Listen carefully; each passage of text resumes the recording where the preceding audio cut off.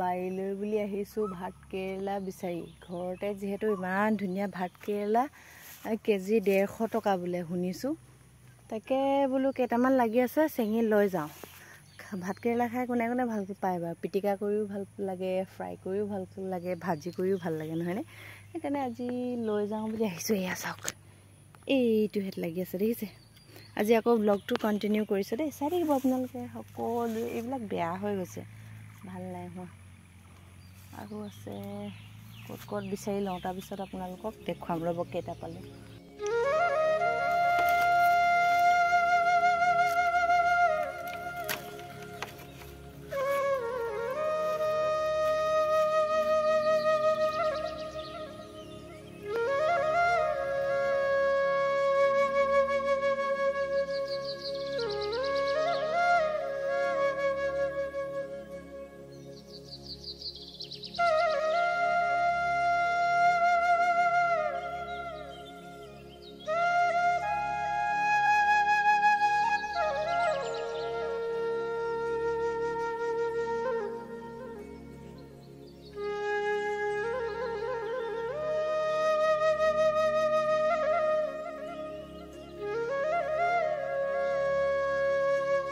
এইকেইটা চাওকচোন কিমান কেইটা পালো নহয় এই মানে বহুত জঞ্জট হয় দেখি পাবলৈ বহুত টান বহুত দেৰি জুপি জুপি আজি এইখিনি পালো একেবাৰে মই আজি ধনী হৈ আছো দেই ভাত কেৰেলা কেজি বোলে 150 নে 200 টকা বুলি শুনিছোঁ ঘৰতে যিহেতু ইমান ধুনীয়া ফ্ৰেছ শাক পোৱা যায় কৰিলে মানে একো নাই বাৰু ভালকৈ লাগিলে মানে একো নাই কিন্তু বান্দৰৰ যিহে উৎপাত আমাৰ এনেকৈ এইখিনি পালো আজি এক ভাজি হৈ যাব আজি নাখাওঁ ৰাতিকৈ খাব লাগিব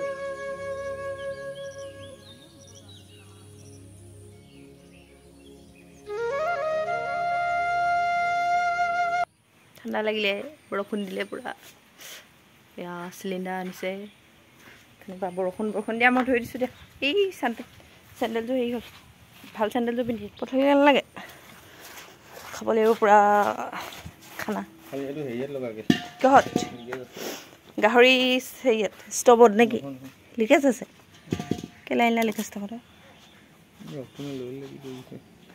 কেনিবা মাংস ভাত কেৰেলা নোখোৱা এগাল ভাত খালা আজি সঁচাকৈ মাংস খোৱা বতৰ দেই ডাৱৰীয়া পুৰা বৰষুণ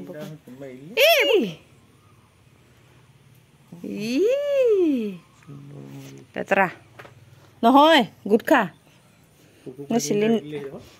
গুটখা গুনাইছে দেই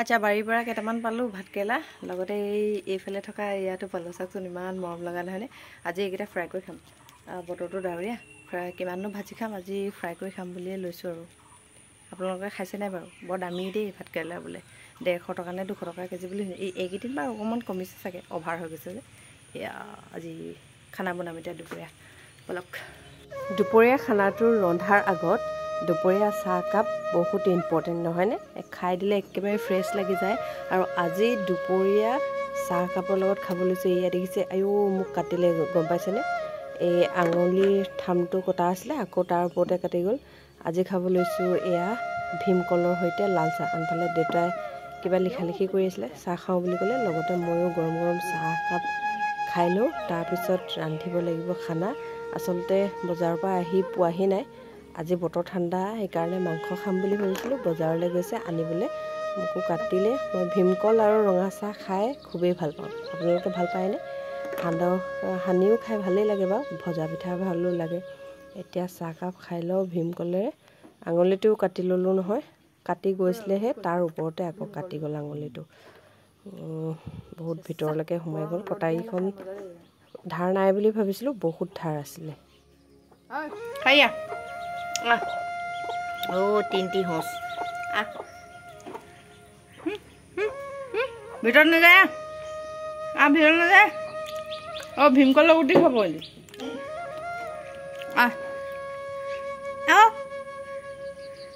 এইটো খা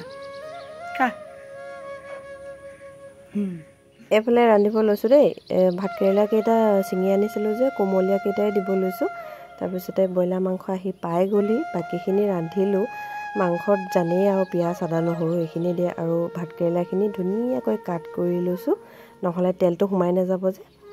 মাংসত দিলে সদায় আলুবিলাক ফ্ৰাই কৰি ল'ব লাগে। মই আলু দিয়া নাই বাৰু, আলু আৰু ভাতকেৰেলা এনেকৈ ফ্ৰাই কৰি ল'ব লাগে, তেতিয়া ভাগি যোৱা চান্সটো নাথাকে, খাবলৈ খুবেই সোৱাদ লগা হয়। মাংসখিনি আদা নহৰু পিঁয়াজ বিলাহী দি ভাজি আছোঁ। আপোনালোকক ব্ৰইলাৰ মাংসৰ ৰেচিপি আগতে দিছোঁৱেই, চিম্পুলকৈ ৰান্ধিছোঁ, জাষ্ট তাত অকল ভাতকেৰেলাকেইটা দি দিছোঁ। এয়া ভাতকেৰেলা কাট কৰা দেখিছেনে ধুনীয়াকৈ, তেলটো এতিয়া সোমাই যাব, একেবাৰে খাই মানে গাহৰি মাংসৰ নিচিনা লাগে। এফালে দুপৰীয়া ভাতখিনি বাঢ়ি ল'লোঁ, উৎপাতকৈ ৰান্ধিলোঁ, দেউতা সকামো আছিলে আৰু এয়া ভাতকেৰেলাৰ সৈতে মাংস একেবাৰে চিম্পলকৈ ৰান্ধিছোঁ।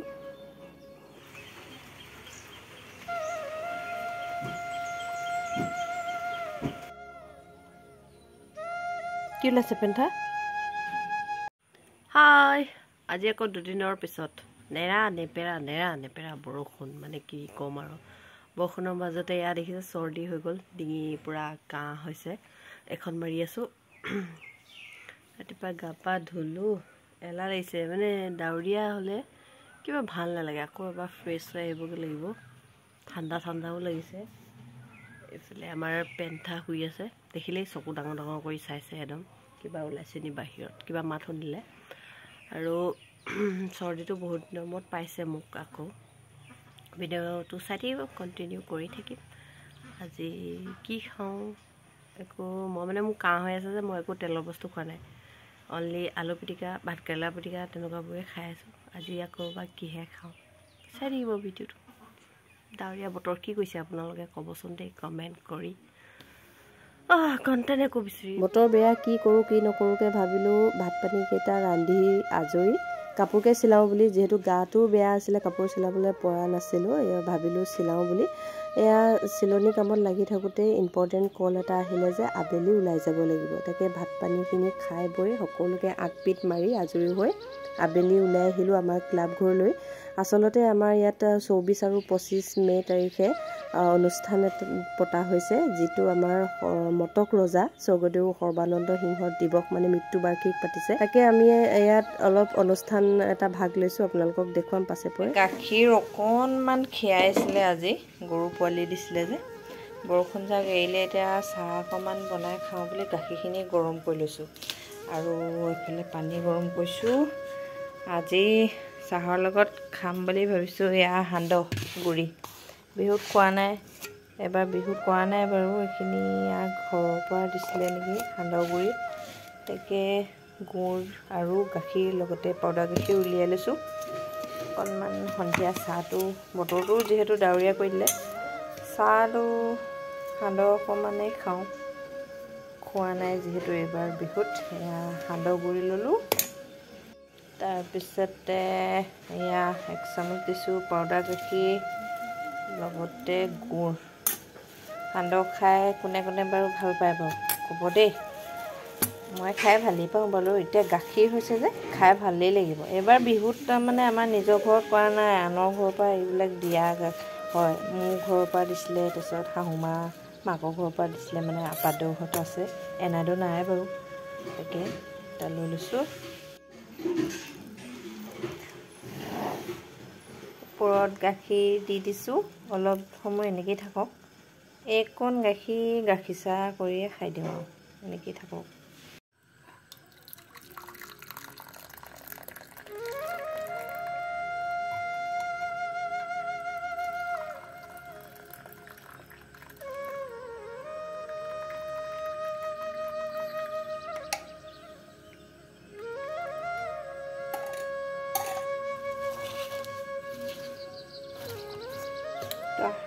আমাৰ ঘৰৰ গাখীৰ চব, ঘৰটো ইমান ধুনীয়া, এইকণ গাখীৰতে এনেকৈ সৰ ওলাইছে। এতিয়া গৰম দিন হ'ব যে মায়ে পূৰা দহি থ'ব আৰু সান্দহ সদায় এনেকৈ হাতে সানিলেহে খাই ভাল লাগে, ইমান চামুচে সানিও একো টেষ্ট নালাগে। এতিয়া সন্ধিয়া চাহ খাইছোঁ, সান্দহ গুড়ি গাখীৰ চাহ, ঘৰৰ গাখীৰ। বৰ ভাল লাগিলে, গাটোও ভাল নাছিলে যিহেতু, অকণমান ওলাই গ'লোঁ, ভাল লাগিলে মনটো, লগতে অকণমান কিবাকিবি গালোঁ, আপোনালোকক দেখুৱাম পাছে পৰে। আহি লৈ চাহকাপ খাই লৈ পটাপট আকৌ ভাতটো ৰান্ধি দিছোঁ। যিহেতু মোৰ আৰু কাম আছে, আজি ৰান্ধিছোঁ। এয়া ভাতকেৰেলা ৰান্ধিলোঁ, লগতে আলু কণী দম। অকণমান যিহেতু চৰ্দি লাগি আছে, ভাবিলোঁ এনেকৈ খাওঁ বুলি বিলাহী খুব কমকৈ দিছোঁ। সদায় আলু পিটিকা বা ভাতকেৰেলা পিটিকা তেনেকৈয়ে খাই আছোঁ কাহটো আহিব বুলি। আজিহে কণী খাব লৈছোঁ। সেইদিনাখনেই মাংস খোৱা, তাৰপিছৰ পৰা মই এনেকৈয়ে খাই আছোঁ খুন্দাকৈ। বাকীসকলে খাইছে বাৰু, একেবাৰে নৰ্মেল খাই আছোঁ মই। এতিয়া ৰান্ধি ল'লোঁ। তাৰপিছতে বতৰটোও ডাৱৰীয়া, এনেকুৱা গৰমে গৰমে কিবা এটা খাবলৈ ভাল লাগিব, সেইকাৰণে ৰান্ধি ৰাখি লৈছোঁ। পিছত গৰম কৰি খাম আকৌ। আৰু এতিয়া যিখিনি কাম আছিলে সেইখিনি কামত ধৰিবলৈ ল'লোঁ। আৰু ব্লগটো আজি সামৰিছোঁ দেই, বহুত দীঘলীয়া হৈ গৈছে।